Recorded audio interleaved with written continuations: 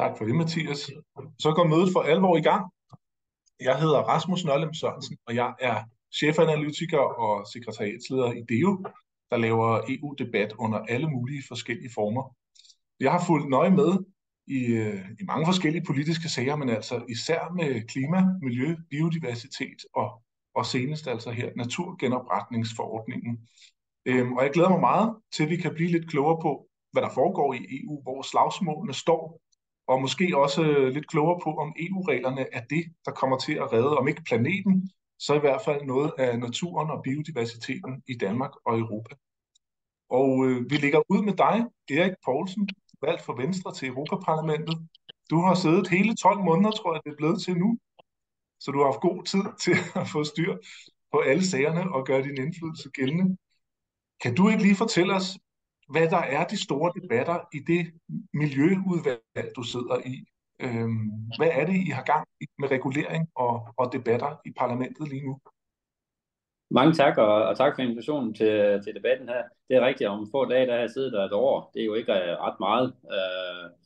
Jeg kom ind i forbindelse med folketingsvalget, da der var nogen, der hellere ville hjem og sidde i Folketinget.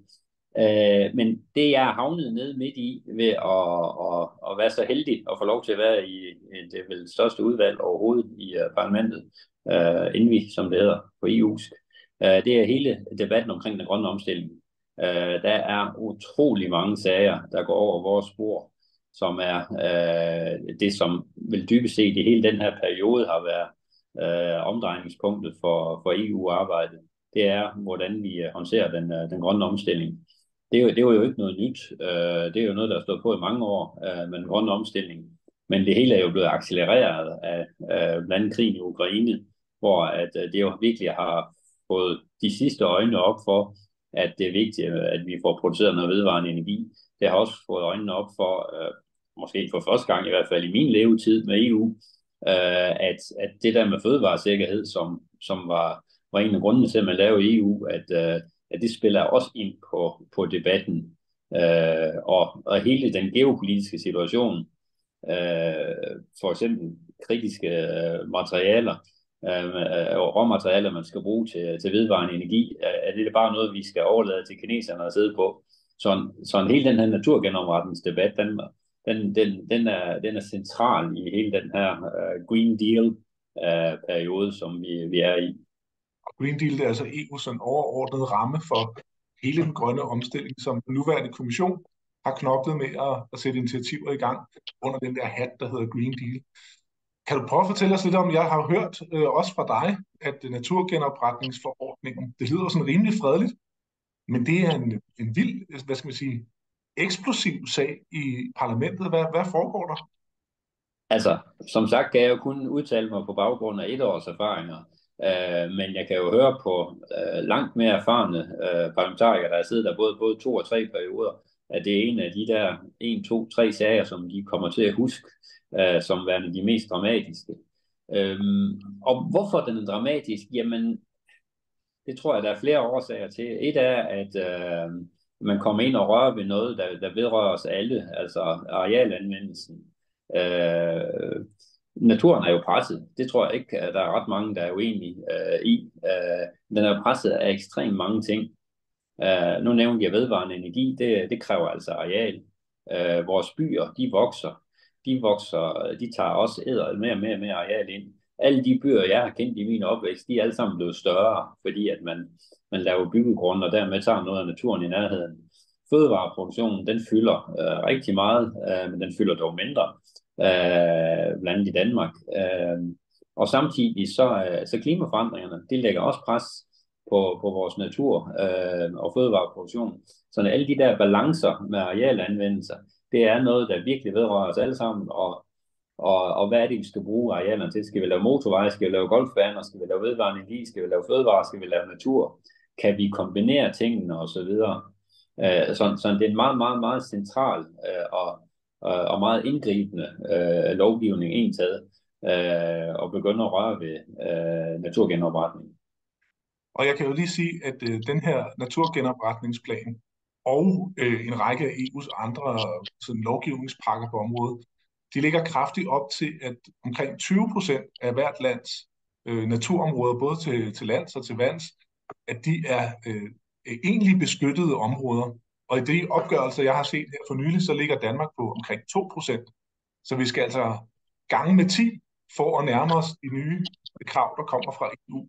Og der vil jeg gerne høre dig, Erik, fordi du har jo arbejdet noget med landbruget, som er noget af det, der fylder vildt meget i Danmark, og sådan set også i de andre lande. Hvor står du som venstremand? Hvor står din gruppe, Renew Europe-gruppen, i parlamentet i denne her debat? Hvor trækker I hen af? Det vil jeg godt sige noget om. Jeg vil godt lige rette en misforståelse, det du siger der. Det er jo, hele udgangspunktet er jo faktisk et FN-biodiversitetsmøde, hvor at vi i princippet, så er det jo 30%, vi snakker om, der skal naturgenoprettes. Det er ikke det samme som naturbeskyttelse. Det er områder, hvor at naturen skal have det bedre, men det er jo ikke det samme som, den skal beskyttes. Og når du nævner tal 2%, så er det jo Biodiversitetsrådets definition af, hvad de mener, der er strengt beskyttet. Og det er, altså, det er lidt æbler og pærer blandt sammen. Hvis vi tager EU's egen definition af, hvad der er beskyttet natur i Danmark, og uanset om det er på land eller vand, så nærmer vi os op til 18% eller så videre. Så man skal passe på med de der procentsatser, og det er godt, det har sat sig med, at vi kun har 2% natur i Danmark. Det er simpelthen ikke rigtigt. Det er strengt beskyttet natur i Klimarådets definition, og til Biodiversitetsrådets definition. Men derfor skal vi jo stadigvæk arbejde i retning af at få mere natur. Og det er sådan set også det, der er Venstres holdning. Det er, at vi ser et behov for at lave den her naturgenopretningslovgivning.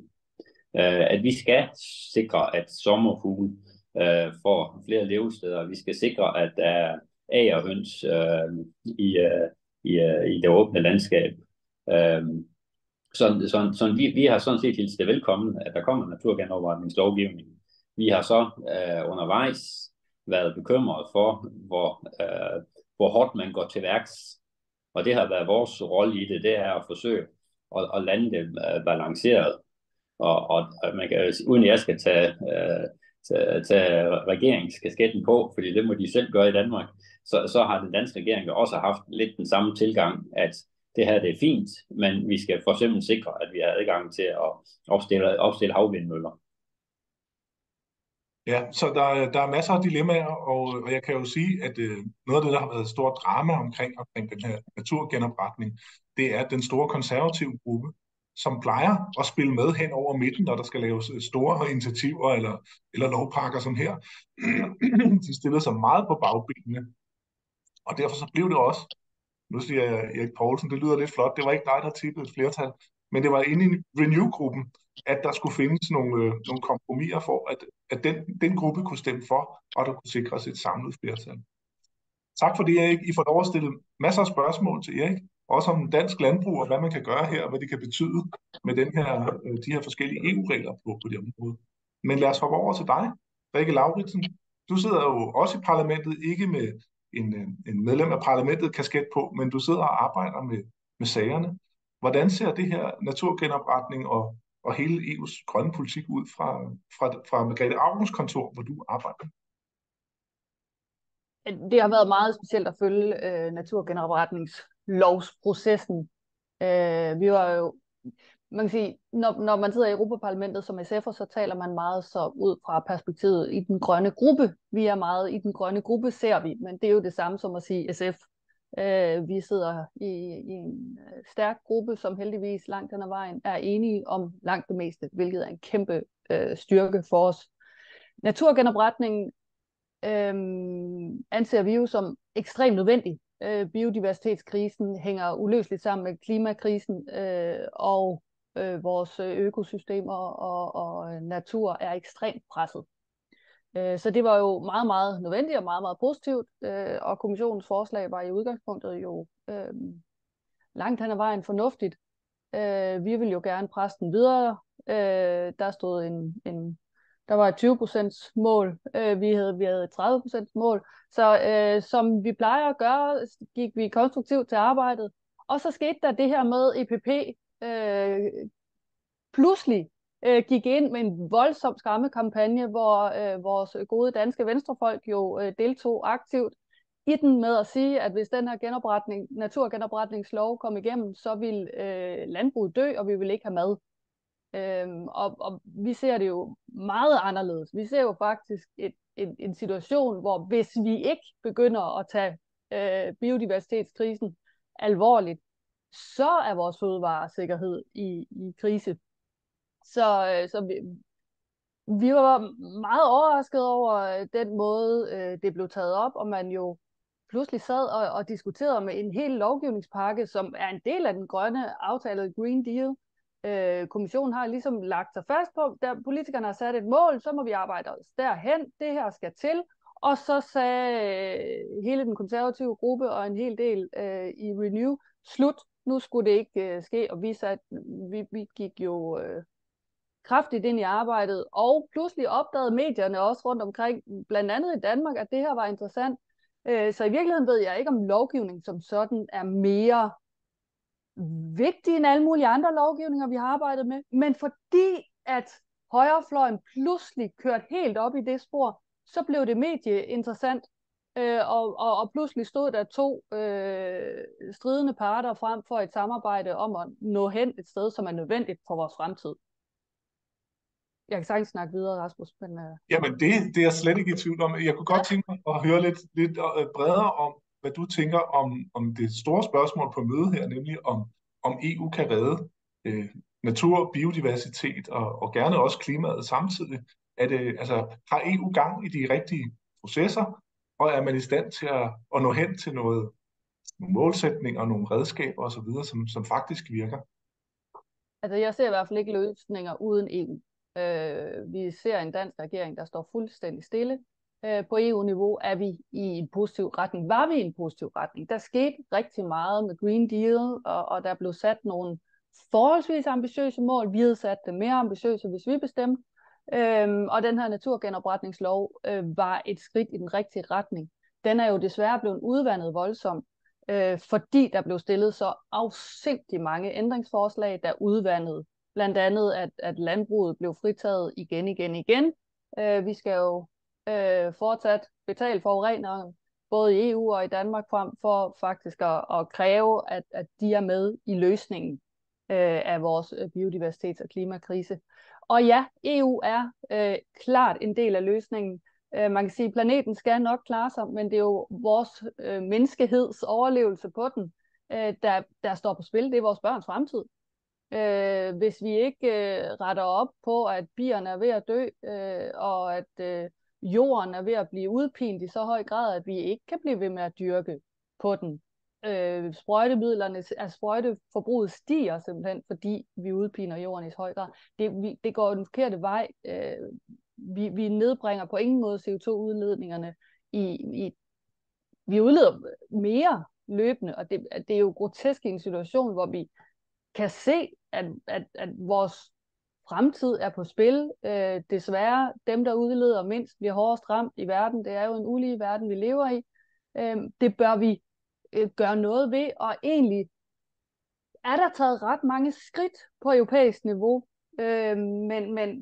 men det er ligesom om, der er kommet det her skift, hvor især den konservative gruppe ser et eller andet, en magtmulighed på at gå imod fremskridtene, og det er meget, meget bekymrende. Og vi ser jo både på europæisk niveau og i Danmark en regering med nok trods alt Venstre i spidsen, holde fast i, at landbruget skal fritages. Vi har et helt transportområde, som også stadigvæk halter gevaldigt. Så ja, EU er klart en del af løsningen. Tak for det. Nu har I hørt nogle indledende meldinger og positioner fra Erik Poulsen fra Venstre og Rikke Lauridsen, der opstiller for SF. Så I må gerne begynde at skrive spørgsmål, melde ind med spørgsmål til Mathias. Jeg vil lige, mens I skriver løs, lige kort høre om Erik, vil du ikke lige kommentere på det her slagsmål om den grønne politik? Hvorfor er det, der er nogen, der er vendt på en tallerken? Hvorfor havde I blandt andet i Venstre og Renew så mange kritiske spørgsmål til kommissionens forslag til naturgenopretning? Ja, altså, der er flere ting i det her. først og fremmest så blev jeg lidt overrasket over, at naturgenopretningsdebatten den så blev så polariseret ret hurtigt, og det tror jeg hænger sammen med, at der var nogen, der ikke kunne vente på at komme i valgkamp.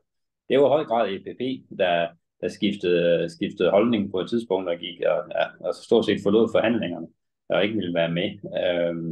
Men det er nu også venstrefløjen og en meget aktivistisk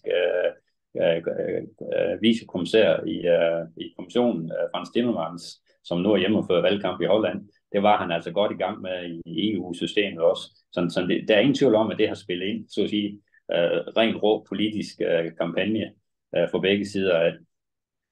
Rikke siger så, at landbruget blev fritaget. Det tror jeg så ikke kommer til at ske.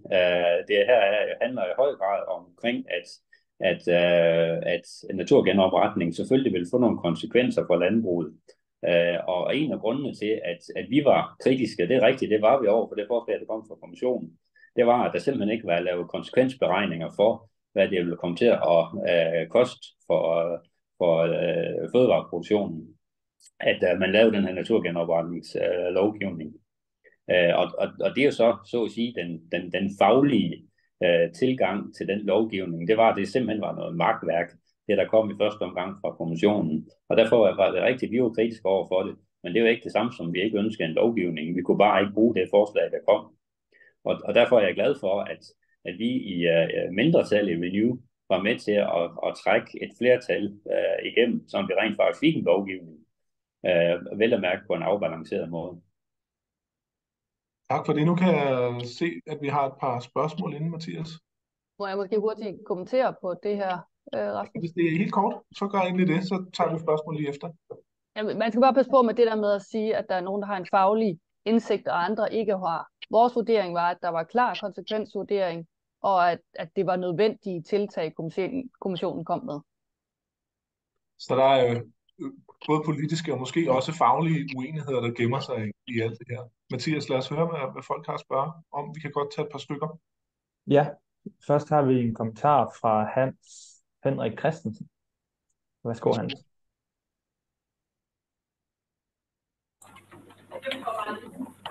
Nå, det var simpelthen bare lige en kommentar, at tillykke til Rikke for at stille op til næste år, og det er en skam, Erik ikke gør. Det var simpelthen bare den kommentar. Tak for det. Ja, Mathias, så har du et spørgsmål mere? Yep, vi har et spørgsmål fra Hans Emborg Brynemann. Værsgo, Hans.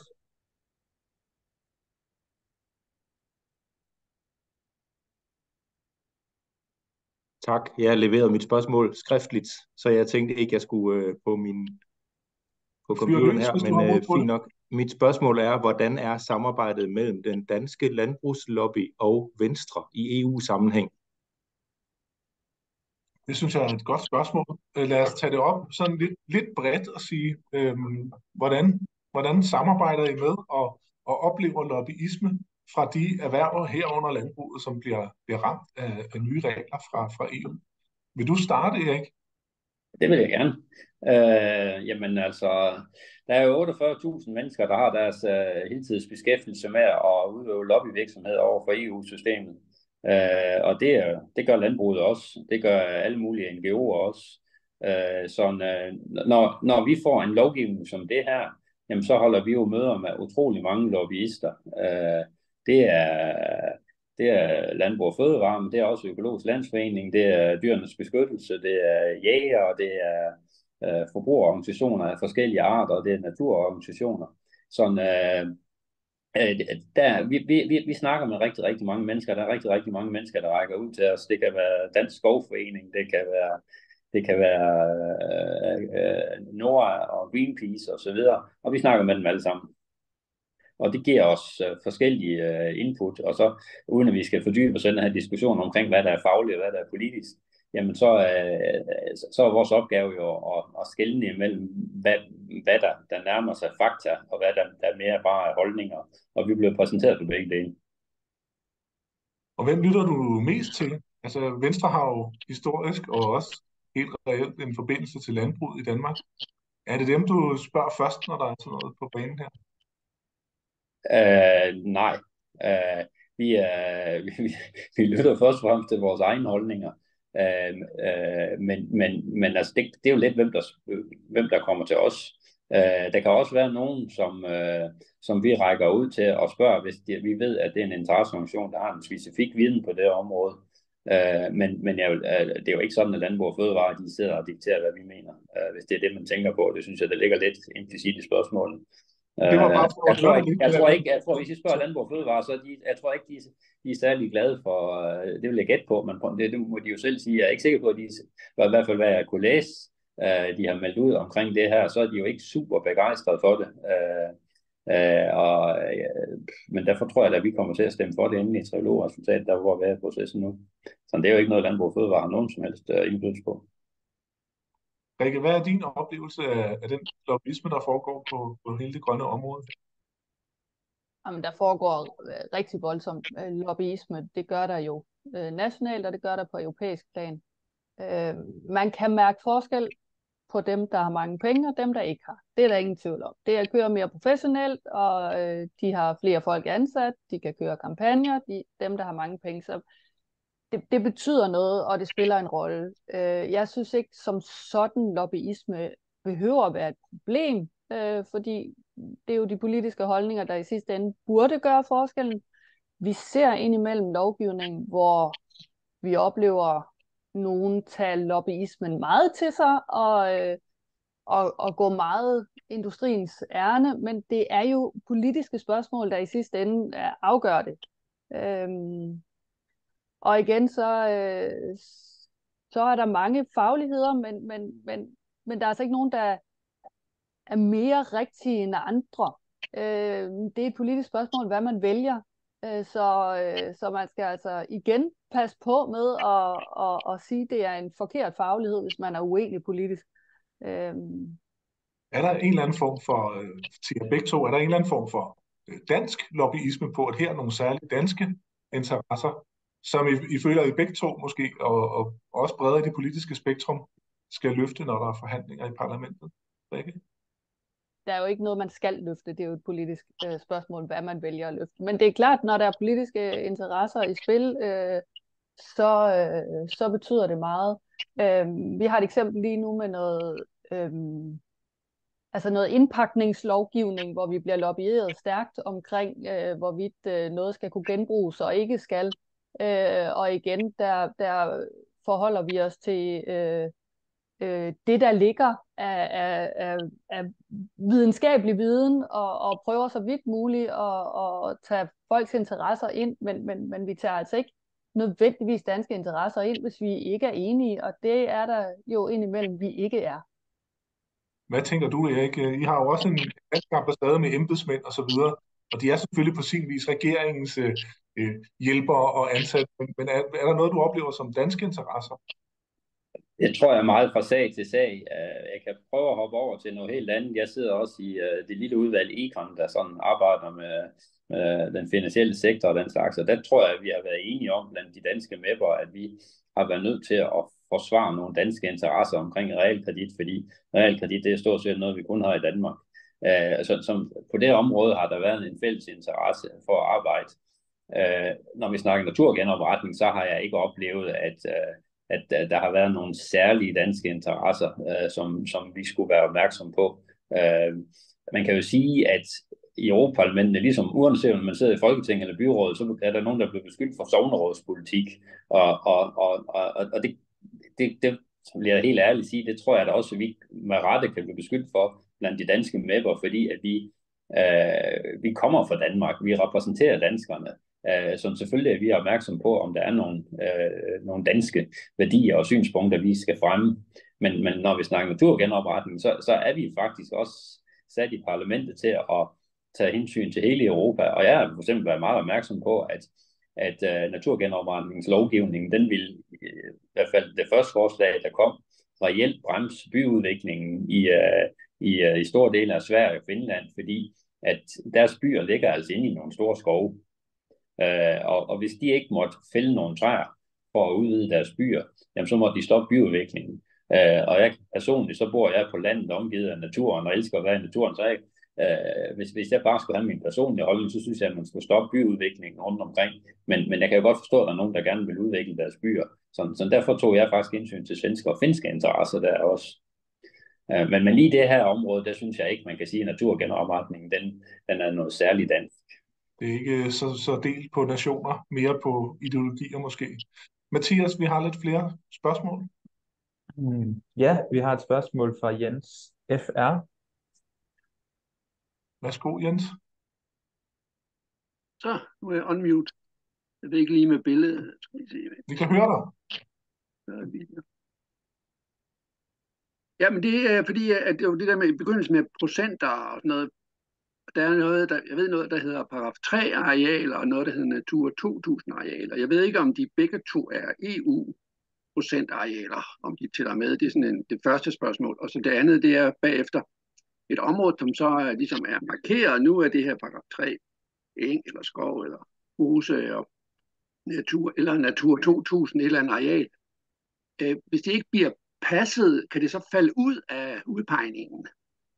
Fordi jeg mener, der er nogle paragraf 3 enge, som faktisk, eller overdrivsarealer, som faktisk bliver dyrket som almindelig landbrugsjord. Og er det så et reelt et paragraf 3 areal og tæller med, eller er det samme paragraf 3 Natur 2000, og det kan de falde ud?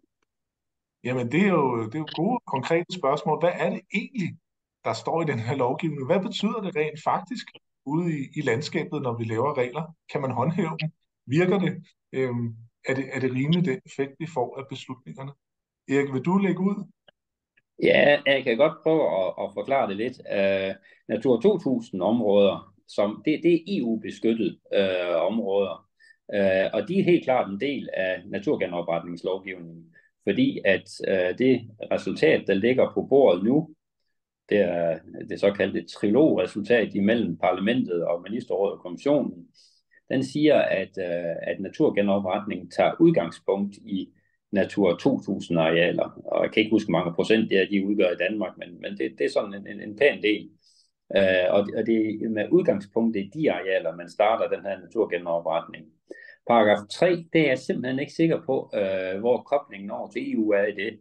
Men paragraf 3 arealer er i modsætning til Natur 2000 arealer noget, som man kan gro ind i, ved at der for eksempel lige pludselig kommer nogle særlige planter eller dyr på det areal, og man så kan sige, jamen nu er det så paragraf 3. Men det kan i princippet også gå den anden vej. Jeg kan ikke huske, at jeg har oplevet nogle eksempler på det, men man siger, at paragraf 3 arealer, det er noget, som man kan gro ind af og gro ud af, alt afhængig af, om der er nogle særlige naturtyper, der skal beskyttes i det. Og der er jo ingen tvivl om, at de her paragraf 3 arealer, de også vil være noget af det, som man sætter fokus på, når man begynder at kigge på de naturtyper, der skal beskyttes i forbindelse med naturgenopretningen. Fordi det er jo logisk at tage udgangspunkt i den sårbare natur, der er, og sikre, at den bliver beskyttet og udvikler sig. Det handler jo ikke om at gå ud og pege på en kornmark og sige, at nu vil vi have hede og de dyr og planter, der er knyttet til hede på det her areal. Det handler om at finde der, hvor der er en sårbar natur, og så bygge videre på den. Ja, den der paragraf 3 ind og ud, er det så Danmark, der beslutter det? Er der et eller andet råd i Danmark, der gør det? Eller hvem beslutter det? Nu er det inde i paragraf 3, nu er det ude af paragraf 3. Som sagt, så er jeg lidt usikker på grund, hvor EU-koblingen er i det, men jeg ved, hvordan at paragraf 3-arealer de bliver udpeget i Danmark. Det er faktisk op til de enkelte kommuner at holde øje med arealerne i deres kommune, og så være opmærksom på, om der er paragraf 3, og så få det registreret, så når man sikrer, at vi får beskyttet mest mulig natur. Jeg skal lige høre dig, Rikke, om samme spørgsmål her. Hvad melder du ind? Jeg kender ikke ordentligt de forskellige definitioner. Det jeg ved, det var jo meget interessant, Erik startede med at sige det her med, at det passede ikke, der kun var 2% beskyttet natur. Men når man går ind og kigger på, hvad det er, vi har beskyttet natur i Danmark, så er der jo flere golfbaner og tankstationer inkluderet i det, så der er reelt set kun 2% reelt beskyttet natur. Og det, der er så vigtigt med naturgenopretningsloven, det er jo, det var meget interessant, Erik snakkede om det her med, at vi skulle genoprette, og så skulle vi ikke kigge så meget på beskyttelse, nej, eller omvendt. Men det, der er så afgørende, det er, at vi har jo ikke beskyttet natur. Vi skal ud og finde den beskyttede natur. Der skal simpelthen være langt mere natur, der får lov til at være natur, for at sikre biodiversiteten og for at genopbygge økosystemerne og biodiversiteten. Og det er jo der, det er så afgørende, at vi har jo det er jo ikke byerne, det er jo landbruget, der fylder helt ekstremt meget i Danmark og i Europa, fordi vi laver så ekstremt stor animalsk produktion, og det bliver vi nødt til at omstille for at have et bæredygtigt landbrug. Og det her med at skabe plads, Rikke, hvis vi lige holder lidt fast i den, altså hvad synes I, EU burde gøre for at skabe plads til, vi kan så kalde det urørt natur eller beskyttet natur, og der er nok nogle grader af beskyttelse, vi må skelne imellem. Jamen, vi bliver nødt til at begrænse menneskets indgriben i vores areal. Der skal være plads til bier og sommerfugle, og for at det skal til, så bliver vi nødt til at omlægge. Og her betyder den her omlægning til mindre animalsk produktion ekstremt meget. Det driver simpelthen rovdrift på vores planetære grænser, når vi har så stor animalsk produktion. Der er jo for eksempel lige kommet et ret spændende udkast til, hvordan fremtidens landbrug kunne se ud fra 9 grønne organisationer. Og det er jo et udspil, men det er da vigtigt at kigge på, hvad det er for nogle planetære grænser, vi overskrider. Og det er jo både klimaet og naturen, vi driver rovdrift på den måde, og vi bliver nødt til at gøre mere plads til naturen. Og det kan være udtagning af lavbundsjorder, det er nødvendigt, lige så vel for at have noget rent drikkevand, og for at kunne genoprette vores ødelagte havnatur. Så her kommer ikke bare den europæiske... undskyld. Jeg tror bare, der var et hak i min lyd. Erik, jeg skal lige høre dig. Hvad tænker du, vi skal... Altså, skal vi gå på kompromis med noget? Skal vi producere mindre kød, færre svin i Danmark, eller hvad det kunne være, for at give plads til det her natur? Eller var det nogle af de steder, hvor du som venstremand sat foden ned og sagde, at vi skal lige beskytte et erhverv her også? Jeg tror mere, det er for at sikre, at vi har de muligheder, som vi alle sammen har glæde og gavn af. Der er rigtig mange, der gerne vil have lokale fødevarer. Jeg vil ikke bryde mig om, at mine fødevarer de kun bliver produceret i Rusland eller i Kina. Sådan jo, det handler om at bevare en fødevareproduktion i Europa. Og jeg er måske heller ikke helt enig i Rikkes udlægning, og slet ikke de der 9 NGO'er, der er gået sammen om at prøve på et stykke hvidt papir og tegne en beskrivelse af, hvordan de så fødevareproduktionen skulle være i Danmark på et eller andet minimum uden animalsk produktion. Jeg synes, vi skal prøve at finde en balance imellem, hvad forbrugerne gerne vil have af fødevarer, der er produceret lokalt i Europa, så at sige, kontra den naturbeskyttelse, vi vil have. Og jeg er jo ikke helt enig i det der meget sortmaleri, vi har fået af, at naturen ikke får plads. Altså naturen har i hvert fald i min levetid fået mere plads, både i Danmark og resten af Europa. Der har vi kunnet se, der er en række dyrearter, der er gået stærkt frem, fordi at de er blevet beskyttet, også planter for den sags skyld. Vi har så bare fået nogle udfordringer med blandt andet klimaet, der gør, at naturen så bliver sat under pres. Men naturen har fået mere plads, og den vil få mere plads. Og det er jo igen, hvad vi som vælgere og forbrugere og naturbenyttere kan finde frem til af balancer. Jeg mener jo, så handler det også om at finde de løsninger, også af teknologisk art, der gør, at vi kan gøre flere ting på én gang. Altså, vi kan godt have vedvarende energiproduktion, fødevareproduktion og natur på de samme arealer. Altså, der er helt konkret masser af anlæg på vej, i hvert fald i den del af Danmark, jeg er færdig i, det er det jyske, hvor man kan se, at man bygger store vedvarende energianlæg med vindmøller og solceller, samtidig med, at man gør noget for naturen, for at rense op i nogle dødishuller, så en vandselementer kan få bedre plads, så de vilde dyr kan få bedre plads. Det kan sagtens kombineres. Mathias, vi har en kommentar, og måske også et spørgsmål på lager. Ja, vi har en kommentar og nok også et spørgsmål fra Lilian Nielsen. Værsgo, Lilian. Mm-hmm. Ja, hej. Jeg havde lige nogle kommentarer i første omgang til det der med beskyttet natur. Altså Biodiversitetsrådet har fremkommet med, at der rent faktisk er lige godt og vel 2% beskyttet natur, og at vi ingen strengt beskyttet natur har i Danmark. Så det du siger, Erik, det er altså, det har ikke så meget med virkeligheden at gøre. Og så kunne jeg godt tænke mig i forbindelse med din sidste bemærkning, også i modsætning til Biodiversitetsrådet, mener du virkelig slet ikke, der er nogen biodiversitetskrise i Danmark? Altså det lyder som om, at det hele det bare går fremad. Jeg forstår ikke rigtig, jeg kunne godt tænke mig, at du udbyggede. Og også det med, at det så er klimaet, der ødelægger biodiversiteten, den er jeg altså heller ikke rigtig lige med på. Det er trods alt indskrænkningen og vores overudnyttelse af alle områderne, naturområderne i Danmark, som har begrænset biodiversiteten. Jamen, ja. Det er måske et meget godt sted at lige træde et skridt tilbage og sige, hvad er det egentlig for et problem, vi står med? Erik Poulsen, vil du ikke prøve at forklare, hvad ser du? Er der en naturkrise, en biodiversitetskrise, som vi skal i gang med at løse? Eller hvordan ser du det problem, vi har foran os? Jamen, jeg er da enig i, at biodiversitet, den måde, som man opgør biodiversitet på, som jo som lidt firkantet sagt handler om, hvor mange arter er der, at der er der en tilbagegang, så det kan vi godt kalde en krise. Og det er der også i Danmark. Der er bestemt steder, hvor at der var meget mere vilde planter og vilde dyr, end der var førhen af forskellige årsager. Og det er jo det, vi tager fat på om den her naturgenopretningslov.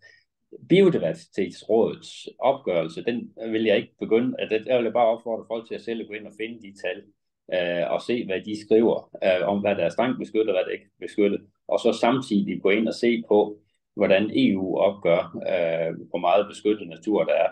Det er bare nogle vidt forskellige tal. Og det er, som jeg startede med at sige, så er det åbenbart sat sig i debatten, at vi kun har de her godt 2%. Det er simpelthen ikke rigtigt, men det blev vi nok ikke enige om, uden der er nogen, der graver fakta frem her på et tidspunkt. Hvad ser du for, hvad er problemet, vi skal løse, Erik, med de tiltag, vi kan lave på EU? Jamen, altså, vi skal give naturen mere plads. Vi skal øge biodiversiteten. Og når jeg snakker om klimapåvirkning, jamen, så er det jo igen, fordi jeg er nødt til som parlamentariker i Europaparlamentet at kigge på hele Europa. Og der har vi specielt i Sydeuropa set, hvordan de her meget, meget lange tørkeperioder. Jeg har selv besøgt et sted i Spanien, hvor på det tidspunkt, hvor de plejer at få mest regn, der har de bare ikke fået regn i 5 år i træk. Det betyder simpelthen noget, både for naturen, men også for den sags skyld for fødevareproduktionen, at hvis man har 41 grader uafbrudt i 2 måneder og ingen regn, jamen så er der jo nogle planter, der ikke kan gro, og det går ud over biodiversiteten og dyrelivet og så videre. Selvfølgelig har klimaet også en indflydelse på biodiversitetsudfordringerne. Tak for det, Erik. Og Rikke, hvordan ser du den udfordring, vi står med? Ja, først og fremmest synes jeg, at vi lige skal gøre klart, at det er en udfordring. Det er en katastrofal udfordring, og at vi står jo foran den 6. masseuddøden med arter, og så sige, at naturen har bedre plads, end den har haft. Det synes jeg godt nok er voldsomt. Og biodiversitetskrisen hænger som sagt ekstremt meget sammen med klimakrisen. Vi kan ikke løse klimakrisen, hvis vi ikke får genoprettet vores økosystemer. Skov er med til at opsuge CO2. Vores hav har en kæmpe betydning. Og alt er ekstremt presset på grund af giftstoffer, på grund af mangel på natur. Og det er voldsomt alvorligt.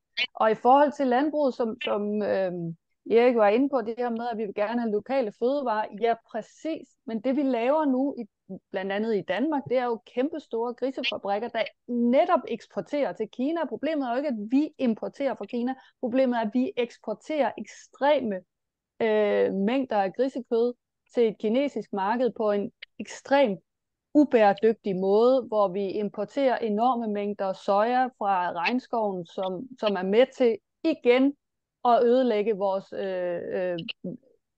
lunger, altså verdens lunger i Amazonas, fordi vi skal have så mange grise.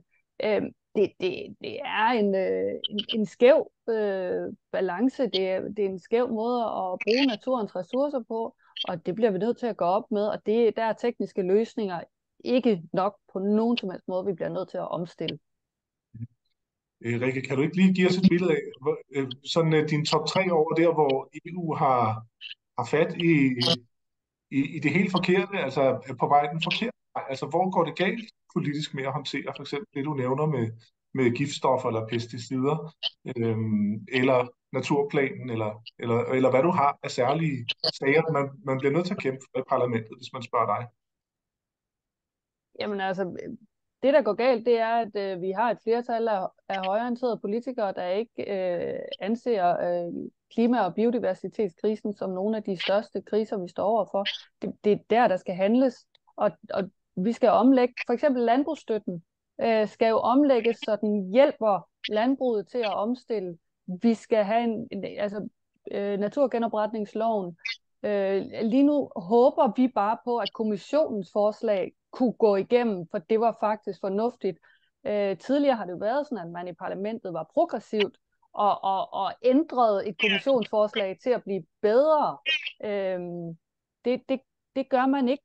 Nu står vi og trækker ting ud, fordi vi skal ikke påvirke landbruget, for der har vi tekniske løsninger.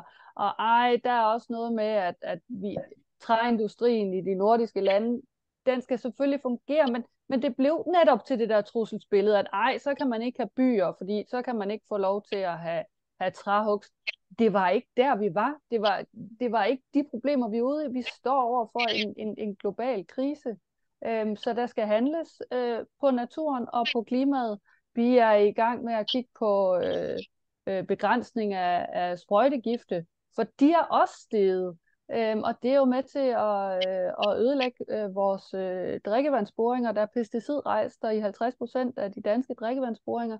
Det er jo katastrofalt. Og igen, der har EU nogle ting på vej, men vi står over for et Europaparlament, som desværre er skredet til højre, og frem til valget ser det ud til at kunne skride endnu mere til højre. Jeg kan jo godt høre, at du bliver nævnt som lidt en del af problemet her. Det skal du nok få lov at kommentere på. Men vi har også i hvert fald et spørgsmål mere, som jeg tænker, vi lige skal have på bordet. Ja, vi har et spørgsmål fra Hans Emborg. Ja, tak. Og det er også til Erik.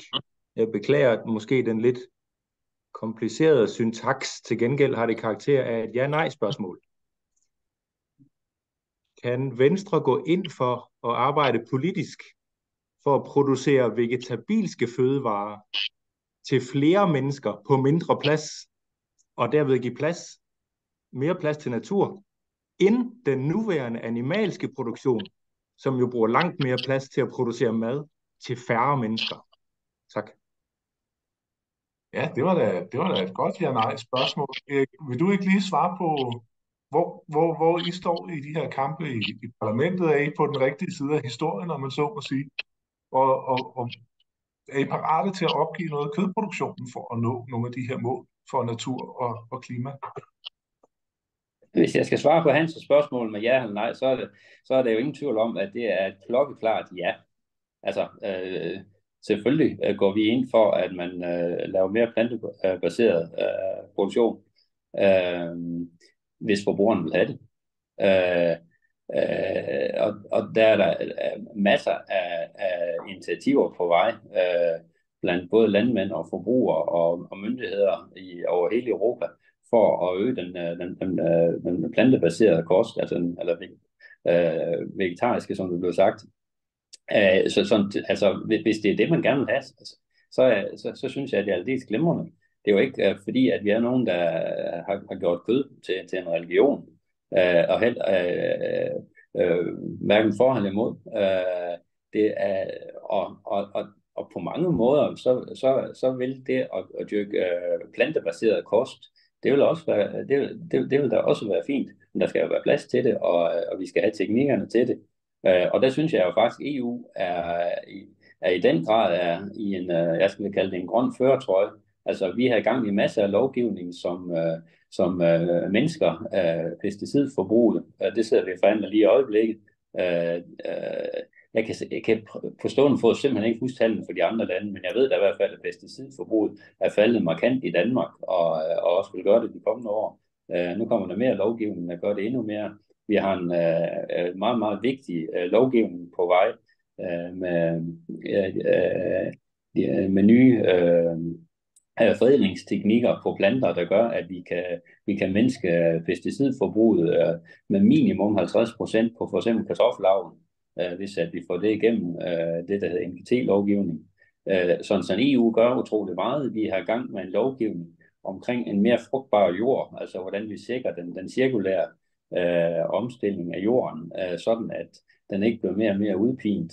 Så jeg synes, at man skal være utrolig glad for alle de ting, der er på vej for EU på det her område. Og det er jo nok grunden til, at jeg kommer til at lyde lidt mere fortrøstningsfuld end Rikke for, at det hele er altså ikke ved at brænde af på den måde. Der bliver rent faktisk gjort noget ved det, også på langt hen ad vejen afbalanceret måde. En hurtig kommentar. Ja, så skidt da. Kom ind. Som er, at hvis du siger, Erik, ja, hvis forbrugerne vil have det, så hører jeg det som et nej. Jeg vil ikke arbejde politisk for det. Man kunne jo arbejde politisk med det enorme subsidieringssystem, vi har i EU, og justere på det, for at nå det politiske mål, som jeg nævner. Jeg hører dig sige et nej, selvom du godt nok i din mund har et ja. Det må du lige svare på, Erik. Jamen, jeg vil ikke bestemme, hvad folk de skal spise. Så det bliver det liberale svar, kan man sige. Forbrugerne må også på banen. Så alle subsidieringsmidlerne skal ikke på nogen måde flyttes? Jo, altså som sagt, så er der masser af midler til at øge den plantebaserede produktion. Men jeg blev spurgt om jeg vil sætte det op imod mod kød. Og hvis det er den præmis, der er, så er det at sige, at det vil jeg jo ikke blande mig i. Men hvis forbrugerne gerne vil have det, så gør vi det. Og så er det ikke rigtigt, at de penge, som der bliver givet landbrugsstøtte, de ikke også går ind og gør noget for det, vi snakker om her. Altså, der er jo masser i de støttemidler, hvor det handler om klima og biodiversitet, at hvis man fremmer det, så kan man få mere i tilskud. Så jeg synes faktisk, at EU gør utrolig meget, også for at fremme den plantebaserede kost. Rikke, du får lov at tage sagen videre her, set fra SF's perspektiv. Ja, for det første så er der voldsom subsidiering af den animalske produktion, og det kan vi ikke komme udenom. Og sidde og vente på, at forbrugerne omstiller, det er jo det samme som at sige, at vi ikke vil ændre tingene. For forbrugerne spiser jo det, vi kommer med. Og EU gør rigtig mange gode ting, men for eksempel har vi en EU-støttet kampagne for mælk i folkeskolen, som jo er helt grotesk i betragtning af både dyrevelfærdsmæssigt og klimamæssigt perspektiv. Og det er da ikke, fordi folk ikke gerne må drikke mælk, men vi skal da ikke understøtte kampagner for det. Vi har EU-støttede reklamer for kød, fordi kødindustrien er så stærk, og de skal da have støtte. Der bliver investeret langt flere midler i frembringelse af gode alternativer, som er fremtiden. Så ja, der sker noget i den rigtige retning, men det går alt for langsomt.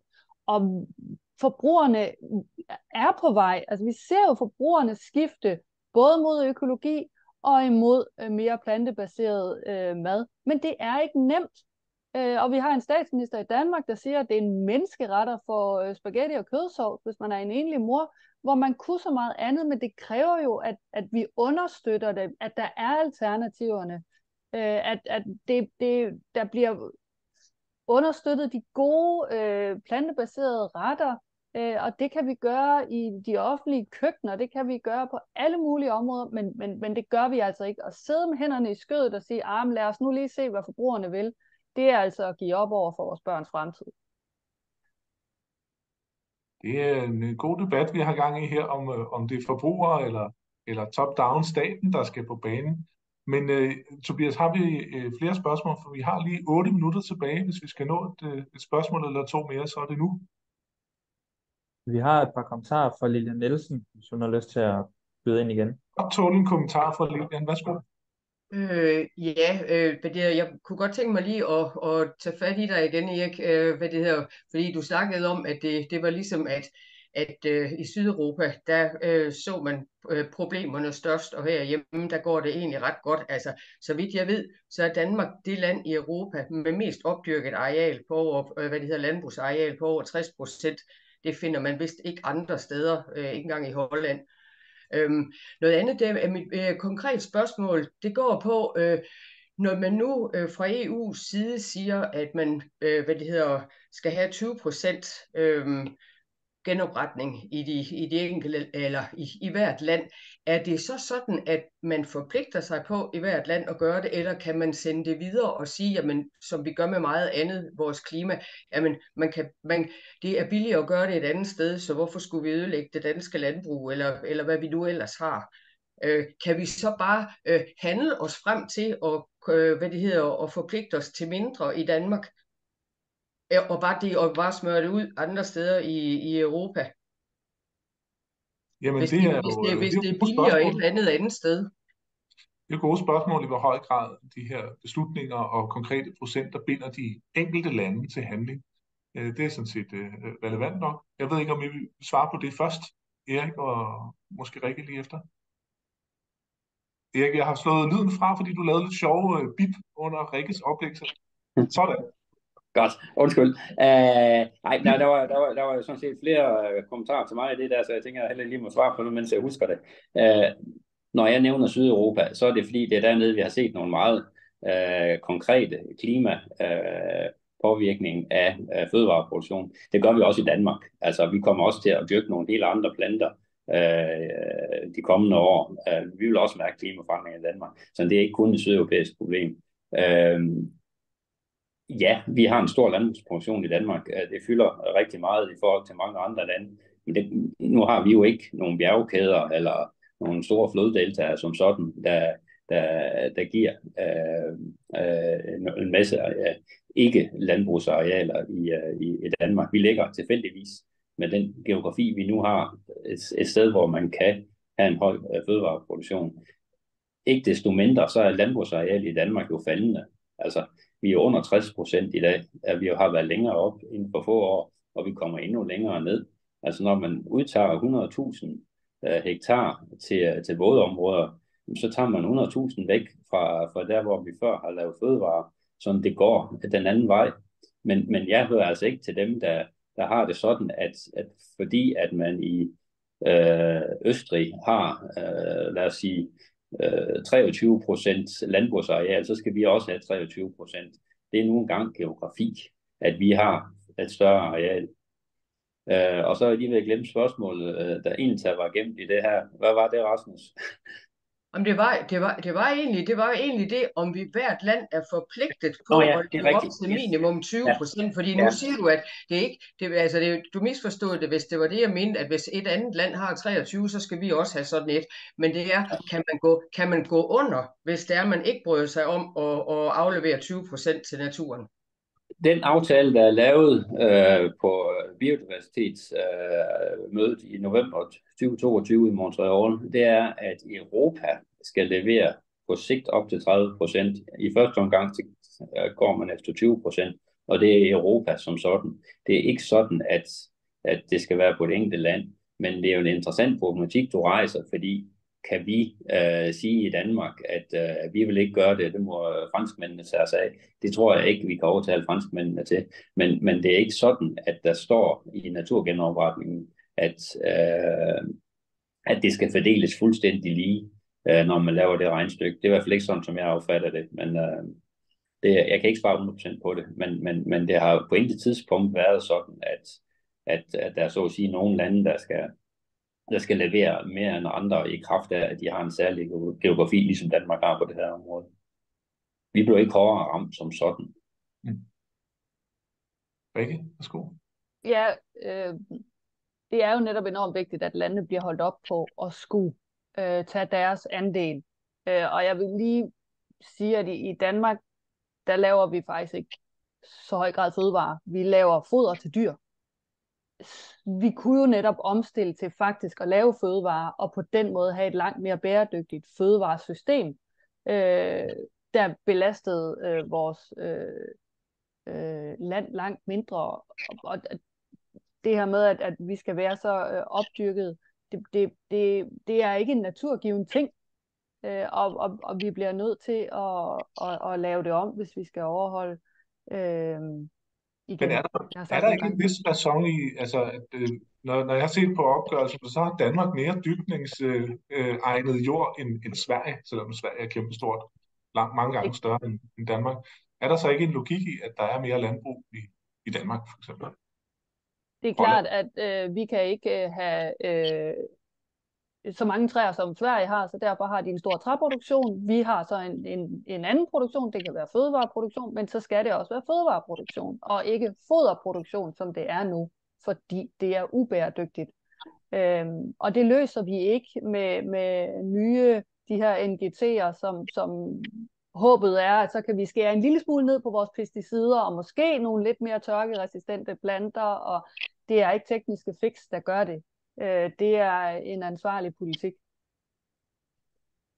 Det bliver de sidste ord i den her debat. Altså, I har hørt både nogle politiske analyser og nogle faglige analyser og en masse politiske argumenter. Og jeg tør godt love, at klima- og naturpolitik i bredere forstand, det er noget af det, vi i DEO vil holde fokus på frem mod Europaparlamentsvalget. Og Erik Poulsen, jeg skal lige være helt sikker, du genopstiller ikke til valget, eller hvordan? Nej, det gør jeg ikke. Nej. Det er besluttet allerede dengang, jeg fik muligheden for at komme ned, at det var de her 1,5 års utrolig spændende oplevelse. Så hvis jeg skal nå at have en grøntsagsret med et stort glas mælk sammen med Rikke, så skal jeg nok til at skynde mig inden for de næste par måneder. Vi har et arrangement med Erik Poulsen her om en måneds tid, tror jeg, det er til 3 uger faktisk, 5. december, hvor vi skal høre lidt mere om, hvordan det er dumt ned i parlamentet og have kort tid til at prøve at øge indflydelse. Og jeg tør også godt love, at I kommer til at se mere til Rikke Lauridsen på vores mange valgmøder rundt omkring i landet, og sikkert også på nogle af vores online debatter, som vi holder for, at alle kan deltage i hele landet. Men ellers så vil jeg bare sige tusind tak for gode spørgsmål og for al jeres deltagende opmærksomhed i skaren derude. Og så synes jeg, vi skal give vores berømte forkølede Zoom-klap til Rikke Lauridsen fra SF og Erik Poulsen. Så værsgo. Man kan ikke rigtig høre det, men man kan godt fornemme begejstringen derude. Ikke? Tusind tak, fordi I vil stille op og fortælle om jeres arbejde i parlamentet og om jeres holdninger og analyser af det grønne område. Tak for i dag. Mange tak. Vi ses helt sikkert igen.